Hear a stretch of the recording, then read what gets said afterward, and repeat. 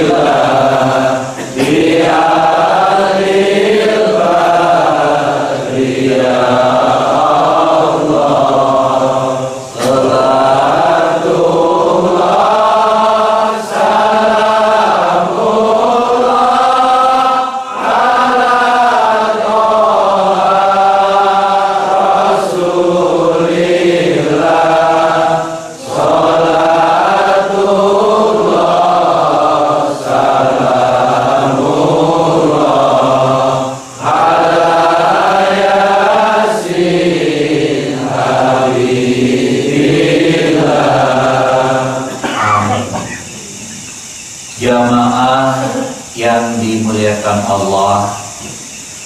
Pesan Abah yang pertama, kalian tidak perlu merisaukan hari tua.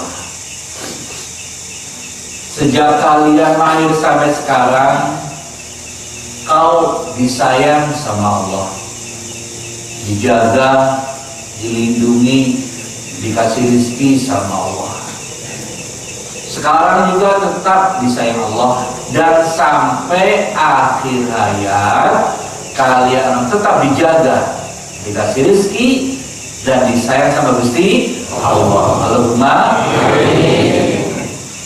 Syaratnya kalian tetap dalam ketaatan, tetap sholatnya, tetap tahajudnya, mujahadahnya, sedekahnya, jangan dikurangi, bila perlu ditambah. Yang tadi Qur'annya satu hari 10 ayat dinaikkan jadi 20 atau 30, sehingga makin tua nikmat yang Allah berikan makin bertambah. Siapa yang menjamin hari tua kalian? Kau katakan Allah dan Rasulnya. Jangan bertawakal pada manusia, jangan jaga anak, nanti kecewa. Hari tua kalian itu Gusti Allah. Wanti-wanti, jangan ikut-ikut seperti pejabat korup. Dia itu takut dengan bayangan hari tuanya. Dia takut besok gak bisa makan, takut gak ada yang rawat. Jadi dia korupsi habis-habisan, dia tumpuk harta habis-habisan. Kenapa? Ketakutan dengan hari itu. Mereka itu orang tidak beragama, wajar. Tapi kalian punya Gusti Allah. Allah menyayang kalian selamanya. Cinta Allah pada kalian selamanya. Bukan saja sampai kubur, tetap sampai akhirat kalian tetap disayang Allah. Coba perhatikan nasib orang-orang yang tidak bertuhan, tidak beragama, korupsi dipol-polke, harta ditumpuk habis-habisan. Akhirnya apa? Menyon, stroke, di kursi roda. Akhirnya gimana? Nongkrong di penjara. Betul nggak? Iya, dia salah langkah, ya, salah langkah.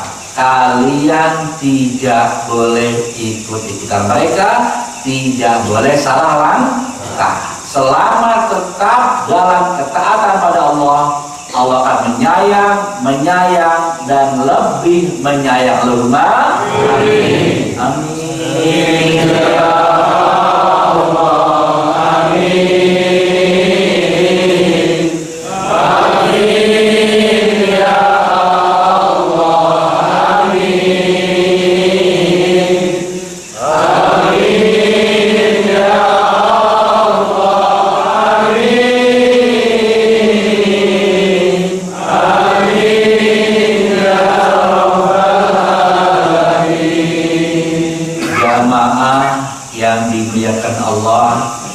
Pesan Abah yang kedua, kalau kata orang, hidup itu seperti roda berputar, kadang di atas, kadang di bawah.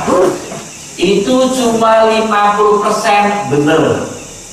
Yang benar itu kadang seperti roda, kadang seperti orang naik puncak gunung. Tidak ada kata di bawah, yang ada selalu di puncak, selalu di atas. Jamaah yang dimuliakan Allah, yang pertama, bagi orang-orang yang bertakwa, orang yang iman sama Gusti Allah, orang yang ibadahnya istiqomah, suka beramal soleh, hidupnya tidak pernah jatuh, naik-naik dan selalu naik, kaya-kaya dan tambah kaya, dan makin tekun ibadahnya, makin banyak bersyukur, makin dekat sama Allah, makin ke puncak kejayaan.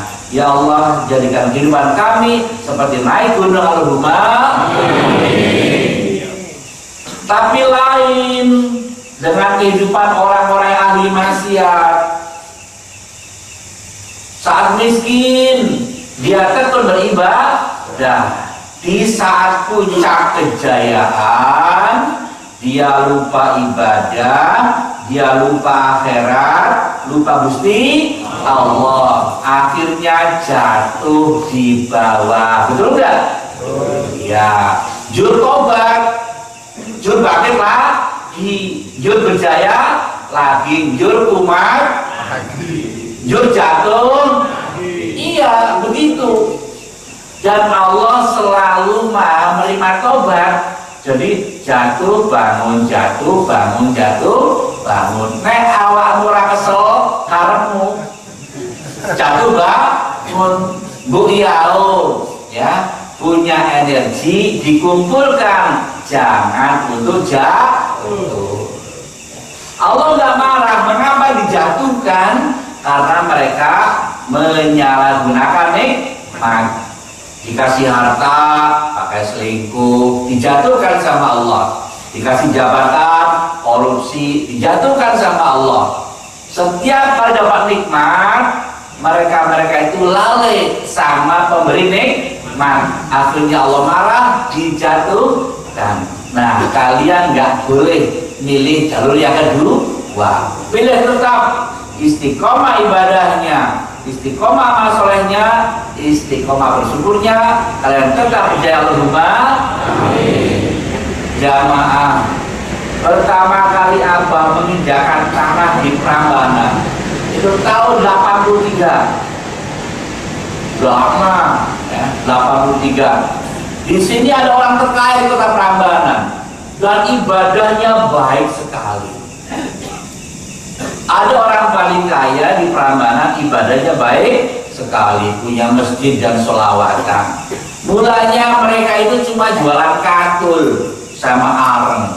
Akhirnya di toko besar dan kota berkembang. 3 tahunnya lalu meninggal. Beliau meninggal dalam keadaan kaya raya. Ini kisah nyata, orang ini juga ada di Prambanan, sudah meninggal. Semua orang tahu. Artinya apa? Beliau tidak kenal jatuh bangun. Abah lihat, abah belajar, abah berguru sama beliau selama 30 tahun, tetap berjaya, mati dalam keadaan berjaya. Dan maaf, kiri kanannya juga ada orang-orang kaya, tapi nggak bertahan lama. Baru 5 tahun jatuh, nggak sampai 10 tahun jatuh, bangkit lagi, jatuh lagi, mandi, tidur lagi, sarapan, tidur lagi, bolonnya basuh. Ini kisah nyata. Untuk amati ikhlas bismi rabbik, baik-baik kehidupan orang-orang di sekitar kali ya.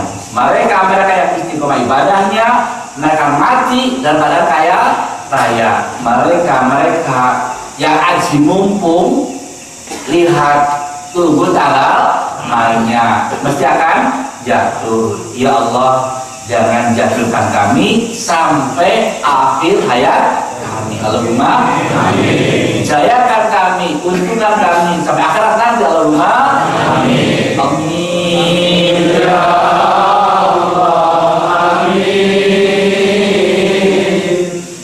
Amin ya Allah, amin.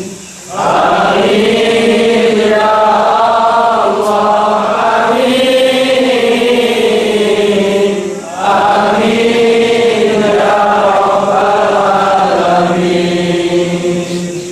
pesan yang terakhir, di dalam kamusnya Allah itu tidak ada istilah mencabut nikmat. Jadi sekali Allah berikan nikmat, maka nikmat itu untukmu selama-lamanya. Alhamdulillah. Istrimu untukmu selama-lamanya, rumahmu semuanya untukmu selama-lamanya. Apapun yang Allah berikan kalian itu kekal untukmu selama-lamanya. Allah tidak akan mencabutnya. Bahkan Allah berjanji akan menambahnya. La in syakartum la azidannakum. Siapa yang ditambah nikmatnya, mereka-mereka yang hatinya selalu bersyukur, selalu puas dengan nikmat Allah. Makin tua, sedekahnya ditambah, tahajudnya ditambah sebagai bentuk rasa syukur. Maka nikmatnya tadinya mobil 1, syukur jadi 2. Rumahnya 1, syukur sedekah jadi 2. Sapinya 1 jadi 2. Istrinya 1, syukur tahajud 2, 1 saja. Cukup perawan janda sama saja. Jadi begitu Allah berikan, kekal milikmu. Allah hanya menambahnya, tidak mengambil kembali. Nah, ini catatan khusus. Allah akan mengambilnya kembali bila kau bermasalah, bila kau membuat perkara sama Gusti Allah, bila kau aneh-aneh kakek pola, yaitu bermaksiat, berbuat dosa, menyalahgunakan mobil yang Allah berikan, menyalahgunakan rumah yang Allah berikan. Sebetulnya nggak ada kata cabut itu. Dicabut itu apabila kalian menyalahgunakan nikmat. Saya kira bukan hanya Gusti Allah, kalian juga sama. Meminjamkan motor, ini tak pinjamin, lu cari duit. ngantar orang sakit, orang melahirkan. Tapi begitu nyata pinjami motor, dipinjam selingkuh, oh jangan tanya, besok tidak dipinjami lagi. Namanya menyalahgunakan motor. Jamaah yang dimuliakan Allah. Jadi apabila kalian itu rusak, Allah baru turun tangan. Kalau tidak rusak, Allah tidak turun tangan. Oh, perhatikan mobil kalian. Mobilmu itu kalau waras masuk bengkel enggak? Enggak. Kalau masuk bengkel, tandanya tidak waras. TV-mu masuk servis, HP-mu masuk servis, tandanya rusak. Kalau tidak rusak, nggak mungkin masuk servis. Urusan Allah itu banyak, tugasnya Allah itu banyak. Nggak makan, nggak minum, nggak istirahat, tidak tidur, ya urusi banyak. Kalau kalian baik-baik saja, Allah pun baik-baik saja. Kalau kalian aneh-aneh, baru turun tangan. Untuk itu berjanji sampai akhir hayat jangan bermaksiat. Allahumma amin. Yang kedua, Allah bisa mengurangi nikmatmu dengan catatan hatimu merasa kurang. Kalau bersyukur ditambah, tapi lah kok kurang. Lah ini ya, merasa kurang baru dikurangi. Aslinya Allah hanya memberi dan menambah. Tapi kalau kau bermasalah, Allah mencabutnya dan mengurangi. Untuk itu jangan sekali-kali menggerutu dengan nikmat yang Allah berikan. Istrimu itu alhamdulillah wanita terbaik buat kalian semua. Istrimu itu pilihan Allah. Istrimu itu makhluknya Gusti Allah. Jangan dicacat. Pesek yo ben, ojo dipesek-pesek ke. Ireng yo ben, ojo direng-ireng ke. Kalau kau dihujat terus, dicacat terus, nek mati coto, angelah jelek. Kalaupun jelek, paling-paling itu sing luwih apik. Istrimu itu pilihan Allah. Suami kalian pilihan Allah. Pilihan Allah mesti terbaik. Karena apa? Allah nggak pernah salah dalam memasangkan hambanya. Allah nggak pernah salah memilihkan yang terbaik. Kalau tidak baik, mesti tidak Allah berikan. Kadang hati merasa tidak baik, itu namanya nafsu. Tapi hakikatnya pasangan kalian terbaik dari Gusti Allah. Jamaah yang dimuliakan Allah. Allah hanya memberi, tidak mengambil. Allah hanya menambah, tidak mengurangi. Kalau dicabut kembali, dikurangi kembali, itu tandanya kesalahan di pesawat televisi Anda. Allah ya Rabbi, kekalkan nikmat kami semuanya Allahumma amin. Tambahkan nikmat kami semuanya Allahumma amin. Amin. Ya Allah, amin.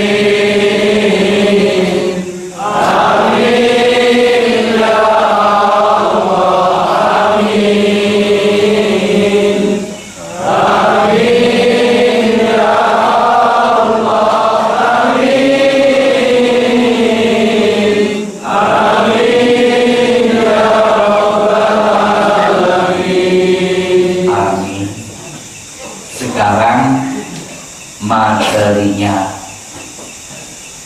ad-dunya darul asbab. Yang ada di dunia ini mesti ada sebabnya. Ala bidzikrillah tatma'innul qulub. Dengan berzikir hati kalian jadi tenang. Tadinya gelisah berubah menjadi tenang. Mengapa tenang? Allah datangkan kegelisahan, asbab kegelisahan. Allah datangkan apa-apa yang membuat kalian gelisah, sehingga gelisahnya berkurang atau hilang. Contohnya begini, kalian gelisah karena tidak punya pasangan hidup, belum punya pacar, belum punya suami, atau belum punya istri. Jelas, gelisah itu ada sebabnya, nggak punya istri. Aktif mujahadah, aktif panakiban, zikir pagi petang, la ilaha illallah, la ilaha illallah. Akhirnya Allah datangkan Markona. Nah ini Markona ini Allah yang mendatangkan. Atas usul siapa? Atas usul kalimat la ilaha illallah. Jadi kalimat-kalimat yang kita baca, la ilaha illallah, berubah menjadi malaikat, naik ke langit. Ya Rabbi, si fulan itu hatinya gelisah, nggak punya istri. Itu satu malaikat. Datang malaikat kedua, la ilaha illallah, la ilaha illallah, la ilaha illallah. Karena banyak yang minta seperti demo itu, ya. Akhirnya Allah kabulkan. Allah perintahkan, wahai malaikat, datangkan narkona tuh buat si Pak Ijo, dia aktif mujahadah, carikan yang metalik, cakram, full flash, body. Cakram kalau hujan-hujan itu nggak kepleset. Akhirnya hatinya tenang. Bukan karena zikir dia tenang, tapi karena zikir hajatnya terpenuhi. Ada lagi punya hutang, besok mau hutang lagi. Gelisah, sudah dibilangin walau tak perlu hutang, jangan dekat-dekat hutang. Kata Rasul itu hutang hidupnya nggak nyaman, makan nggak enak, itu tidak ya. Bola bali Pak Ijo, maaf goblok, ngeyel. Akhirnya hutang, akhirnya gelisah. Nanti tangan satu lagi, angsuran lagi, angsuran lagi, angsuran lagi. Nggak mau gelisah, zikir la ilaha illallah, la ilaha illallah. Ribuan malaikat naik ke langit, matur sama Allah. Ya Rabbi, itu si fulan punya hutang gelisah, Allah kabulkan. Datangkan rezeki min haitsu la yahtasib, dari arah yang tidak diduga. Akhirnya punya uang, tenang, hatinya tenang. Mengapa tenang? Dapat rezeki. Dari mana rezeki? Dari Gusti Allah. Akan usul apa? Utus kalimat la ilaha illallah. Ada orang gelisah, jabatannya nggak naik-naik, banyak berzikir. Ada orang gelisah, belum punya rumah, banyak berzikir. Banyak berzikir, semua hajat kalian mesti Allah kabulkan dan membuat hati kalian tenang. Allah ya Rabbi, jadikan kami semuanya ahli zikir Allahumma amin. Basahi diri kami dengan zikir Allahumma amin. Jadikan kami deretan di antara para kasih Allahumma amin. Salatullah salamullah ala toha rasulillah. Salatullah salamullah ala yasin habibillah. Tiada hari tanpa sedekah, tiada minggu tanpa sedekah, tiada bulan tanpa sedekah, tiada tahun tanpa sedekah. Salatullah salamullah ala toha rasulillah. Salatullah salamullah ala yasin habibillah. Amin. Yang kedua, ad-dunya darul asbab. Yang terjadi itu mesti mesti ada sebabnya. Di antara sekian banyak hamba Allah, ada yang dipilih sama Allah, bisa umrah, bisa haji seumur hidup sekali. Allah ya Rabbi, pilihlah kami bisa berhaji, bisa umrah sebelum kami mati sekali saja. Allahumma amin. Dipilih sama Allah, bisa berhaji, bisa umrah, walaupun just only one, cuma sekali dalam hidup. Alhamdulillah ngerti Ka'bah daripada tidak sama sekali. Ada juga yang dipilih sama Allah, bisa umrah tiap tahun sekali. Subhanallah, tiap tahun dipilih sama Allah. Allah ya Rabbi, kami bangga bila kau pilih kami pun bisa umrah tiap tahun sekali. Allahumma amin. Dan ada juga yang dipilih sama Allah, tiap tahun bisa umrah sekali plus sekeluarga. Subhanallah, ini yang kadang-kadang Abah amati, kok bisa ya sekeluarga berangkat lagi,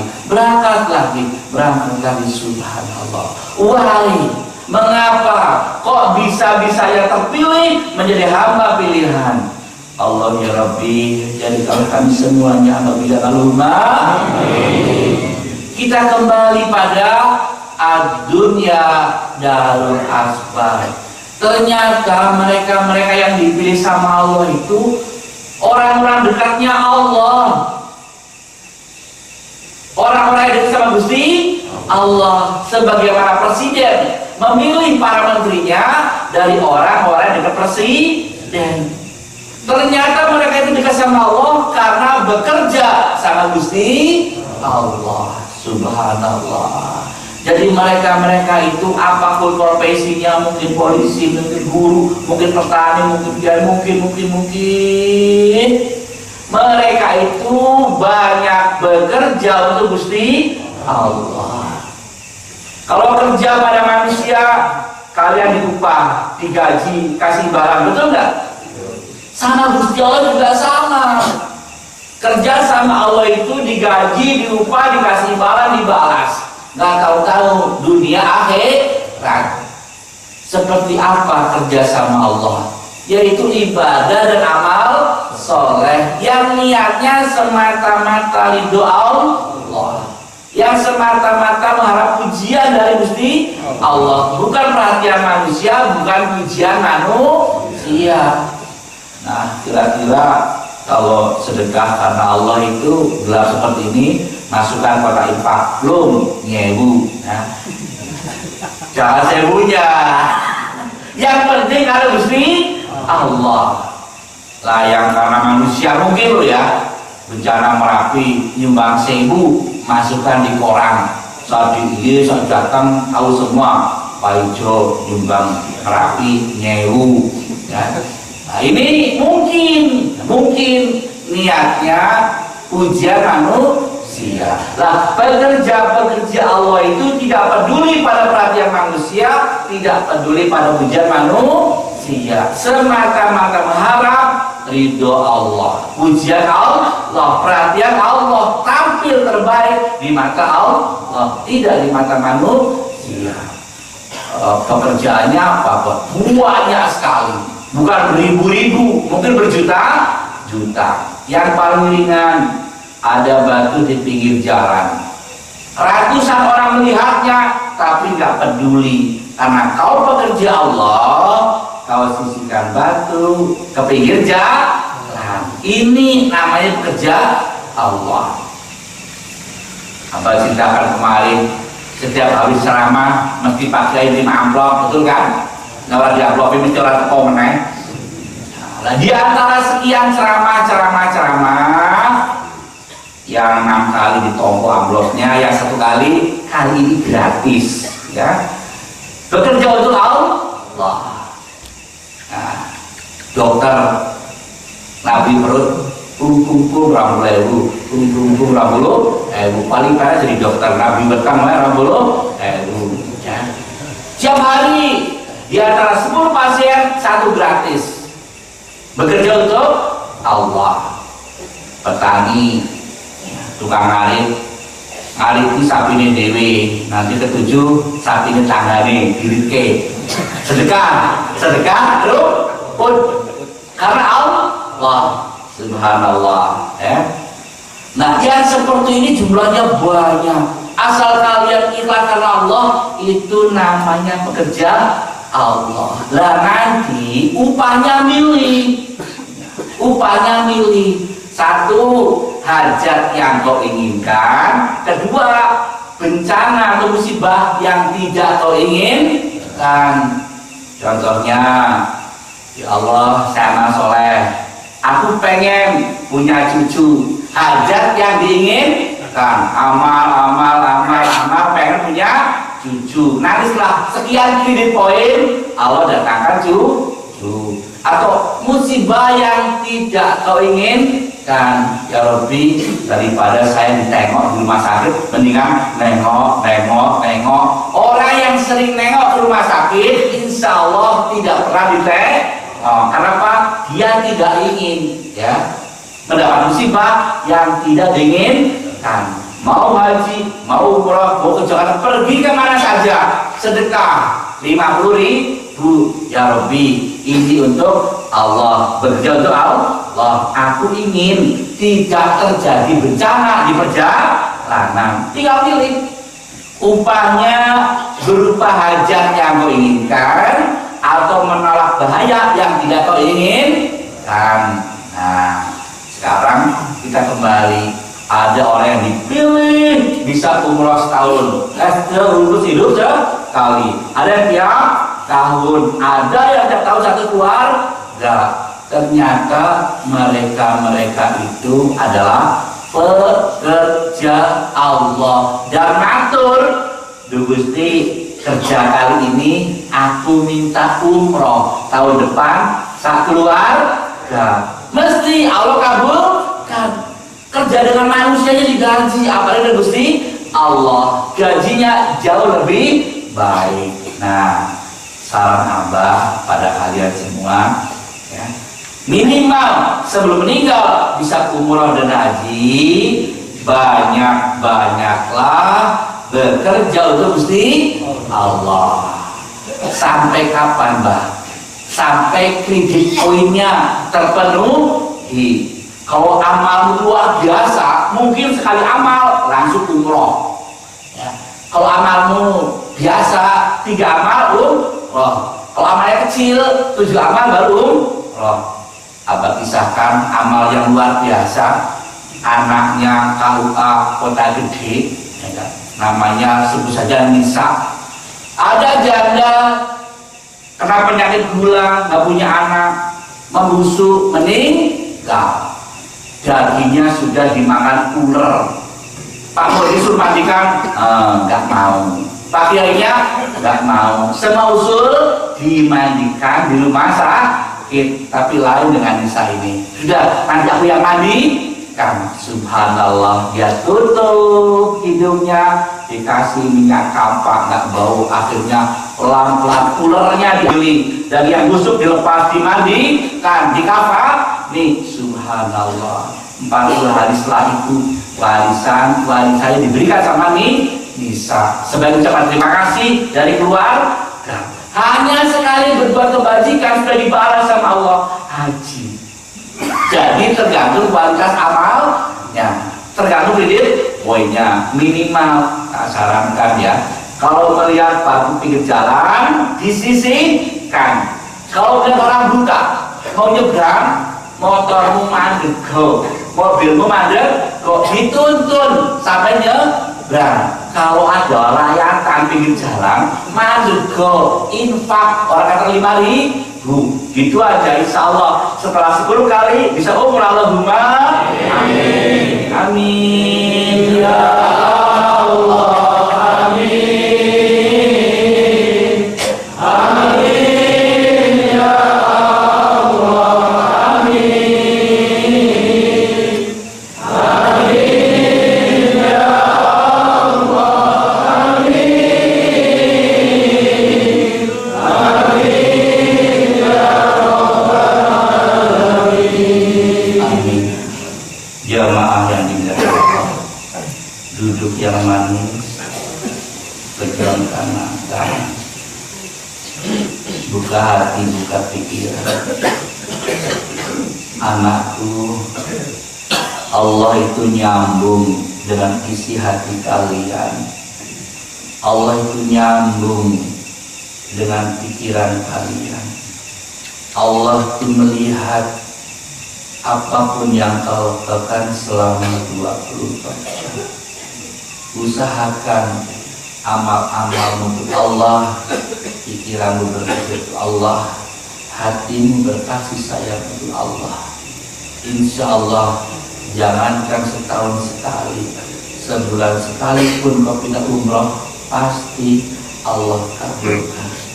Karena Allah akan membayar apapun yang kau persembahkan untuk umat ini. Allah ya Rabbi, kami wakafkan diri kami, harta kami, pikiran kami, tubuh kami, hati kami untukmu ya Rabbi, untuk umat ini ya Rabbi. Pamilah kami berhaji, nanti umrah kalau benar. Amin. Amin ya Allah.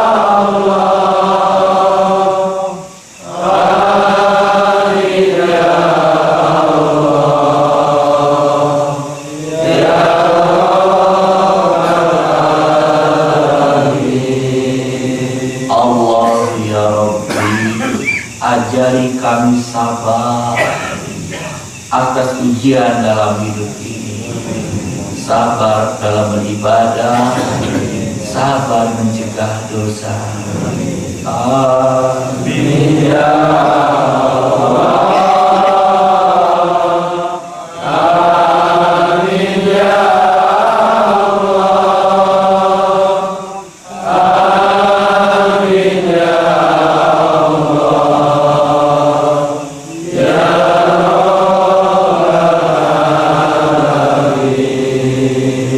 Allah ya Rabbi, ajari kami ikhlas dalam beribadah, mencari ridho-Mu, dalam beramal mengharap kasih-Mu, dalam beramal mengharap cinta-Mu. Amin ya Allah.